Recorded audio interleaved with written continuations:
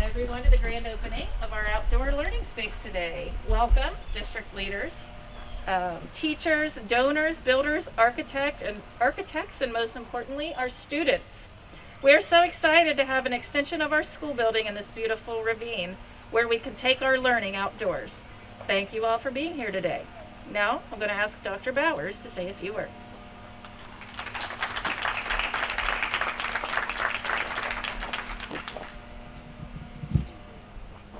Hey guys, so good afternoon.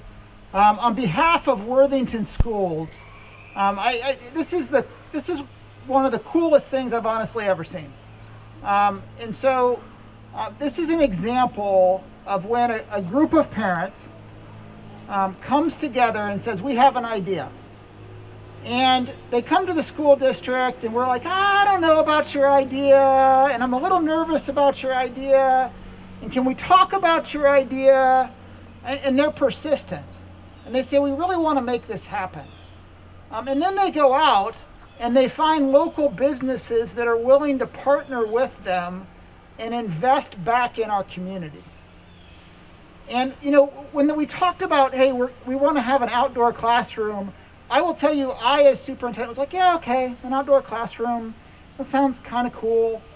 And was out here a month ago and totally blown away by the space that you're in. And I think, honestly, I don't think it would be hyperbole to say that potentially this is the coolest outdoor learning site, maybe anywhere, certainly in Central Ohio, if not anywhere in the United States. And it's at Colonial Hills Elementary.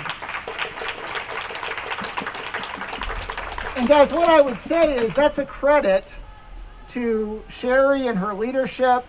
It's a credit to our parents here at Colonial Hills and a community that really values their school and the kids in this community and really values their space and wants to use it. And it's a credit to our businesses that are willing to invest back in our schools and in our kids. And so on behalf of Worthington Schools, I want to say thank you for that. To all of you that made this happen. Worthington Schools itself didn't have a lot to do with making this happen. But our parents did, our business community did. Obviously our staff here at Colonial Hills does an amazing job of utilizing the space that they have. And we like to say it's a really unique space, and it is, in both positives and sometimes challenges that come forward with that. So again, on behalf of Worthington Schools, on behalf of myself as superintendent, on behalf of our Board of Education President, Nikki Hudson, who is obviously incredibly invested in this Colonial Hills community, I want to say a sincere thank you. And I'm going to pass the mic off to the two people that really made this happen. So thank you, guys.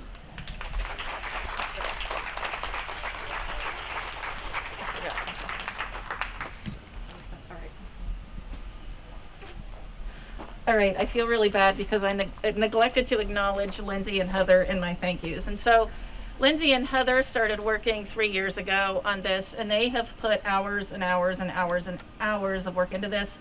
So I neglected to acknowledge them and thank them. So thank you guys, I appreciate it. And Jenny has been helping us too. Where's Jenny? Well, thank you, Sherry. Thank you, Trent. Those are very kind words. I'm Heather Doherty. I'm a parent here at the school, and I have a background in natural resources and environmental education. So I was really excited when I moved here, even before my kids started going to school, to see community members out here working on this ravine.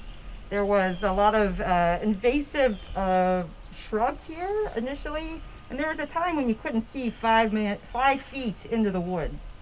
And so over the last decade, the school and the school community and families have really been working to clear some of that out and to work on making sure that the trails are safe and accessible. So it's a lot safer and more open now, and it's has more plants and animals. It's a safer place to learn. But we knew, despite that investment, that there was more opportunity, that we could do more with this space. And so I'm so fortunate to have my partner Lindsay in this project, because I think I would have really thought about it for a really long time. The fact that it's actually been built, I owe to her. But our goals in doing this space were really threefold. The first is academic. So I've been able to experience personally how if a kid actually gets to touch a slimy salamander or float a seed in the air or climb a boulder that a glacier brought here from Canada, which we have back over here, it really makes that information real and it makes it sticky. So any kind of hands-on engagement with curriculum that you're covering already, I think, gosh, if you can touch it and smell it outside, let's use that opportunity to do that. And so there's lots of great data out there about how outdoor learning increases engagement and creativity and critical thinking. We also know it's good, being outside is good for us. So especially as more of our lives retreat inside, I think we've become more aware that, wow, being outside is actually beneficial. So if you're a hospital patient and have a room with a view of green space, you will heal faster. If you are if your blood pressure will probably be lower today after you've walked through the woods. So there's lots of great data on this too. So we know learning outside helps reduce anxiety, aggression, depression, things that we all deal with. And then thirdly, we want kids to connect with the outdoors. So we want them to love this space, and they do already. But the more they know and love this space, the more likely they are to know and love other spaces and protect them as they become citizens of the world. And we know that the world's ability to support us with its natural resources, that's a challenge that we are facing now, and that our children will certainly face as they grow up. And I really love how the author David Sobel put it. I'm going to read you a quote. He says, "If we want children to flourish, to become truly empowered, let us allow them to love the earth before we ask them to save it." So at this point in their lives, I just really want them to love being out here, and whatever comes later will follow.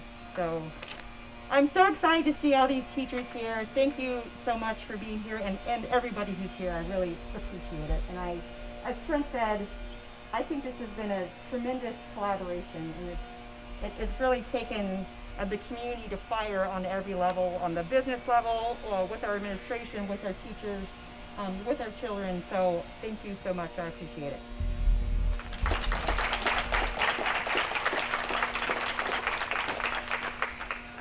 So in order to accomplish the goals that Heather just described so articulately, we thought we could try to find a way to accommodate a better learning in the ravine space.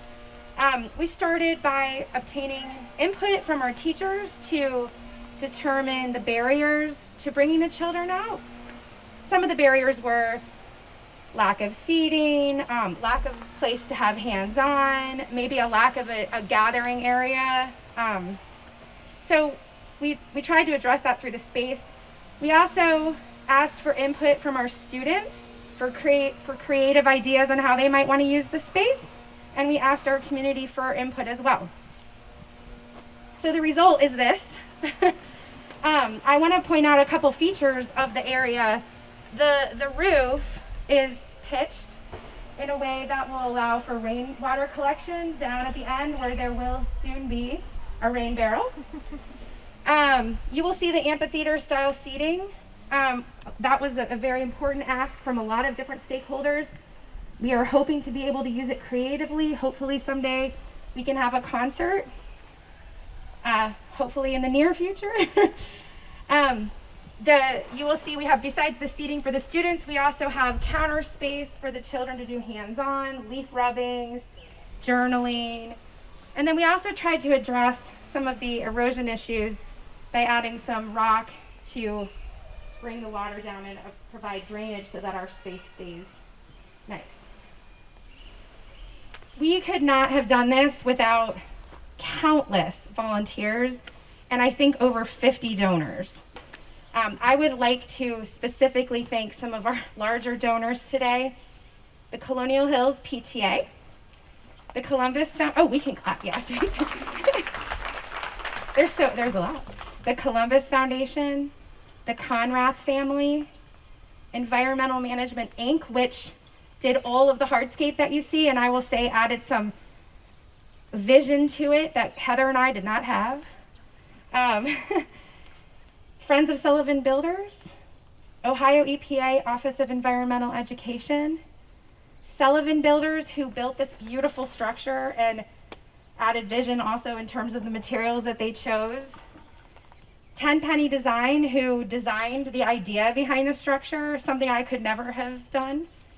Urban Wild, who also added input to the overall idea of what we're going to do.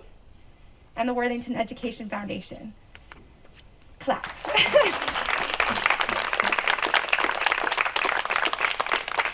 I do also want to thank the district. They have been incredibly easy to work with. They have been supportive. They have been flexible.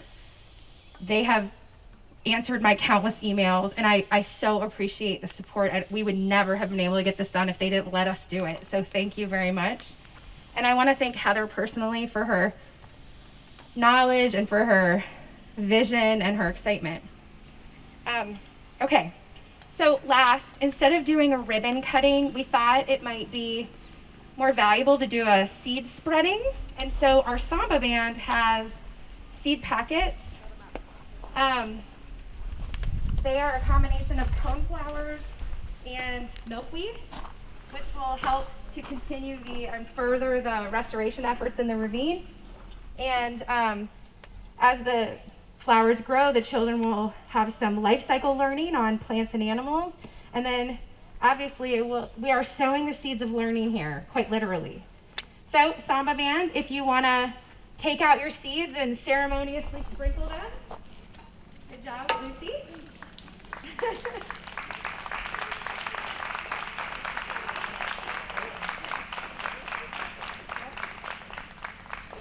And before I let the Samba band play us away, we just want to let you know that instead of refreshments, we have seed packets for you to take, courtesy of Flo.